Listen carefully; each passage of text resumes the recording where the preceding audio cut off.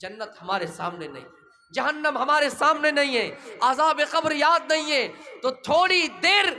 اگر احساس سے وہ غافل ہوتے ہیں تو یاد کر رہے ہیں کہ ہم منافق ہو گئے۔ مسلمانوں، ہم اپنے اندر جھانکیں، ہمارے اندر کون سی کمیاں ہیں؟ کتنے ایسے مسلمان ہیں جو صبح سے لے کے شام تک اللہ کا ایک مرتبہ بھی نام نہیں لیا ہوگا،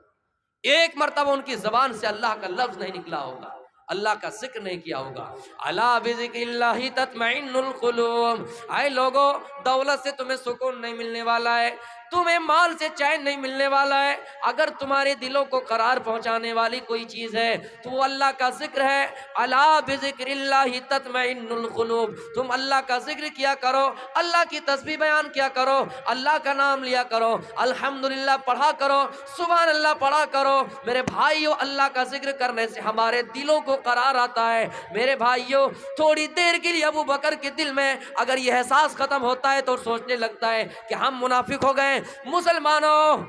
ذرا آج اس واقعے سے اور اس موضوع سے، اس تقریر سے احساس پیدا کر کے جائیے، ہماری زندگیاں بھری پڑی ہے، ہم نے اپنی زندگی میں اللہ کا نام نہیں لیا ہے۔ اللہ رب العالمین فرماتا ہے وَمَنْ أَعْرَضَ عَنْ ذِكْرِي فَإِنَّ لَهُ مَعِيشَةً ضَنكًا وَنَحْشُرُهُ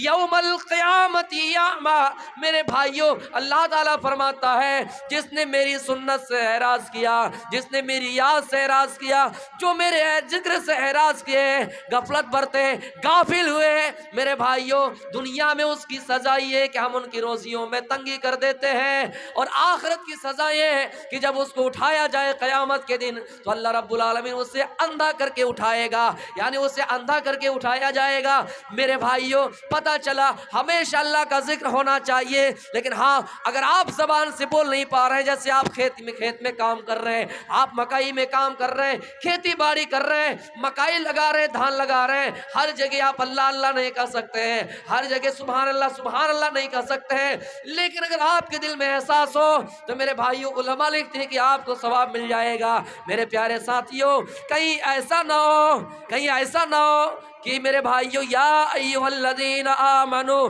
لا تلہکم اموالکم ولا اولادکم عن ذکر اللہ۔ میرے بھائیوں، کہیں ایسا نہ ہو کہ آپ کے مال کی وجہ سے آپ غافل ہو گئے، اولاد کی وجہ سے غافل ہو گئے، اور آپ کو ہلاکت ہونا پڑا، ہلاکت کی دہانے پر پہنچ گئے کیونکہ آپ نے اللہ کا ذکر نہیں کیا، اللہ کی یاد سے غافل ہو گئے۔ وَمَن يَفْعَلْ ذَلِكَ فَأُولَٰئِكَ هُمُ الْخَاسِرُونَ۔ اگر ایسا آپ نے کیا تو جان لیجئے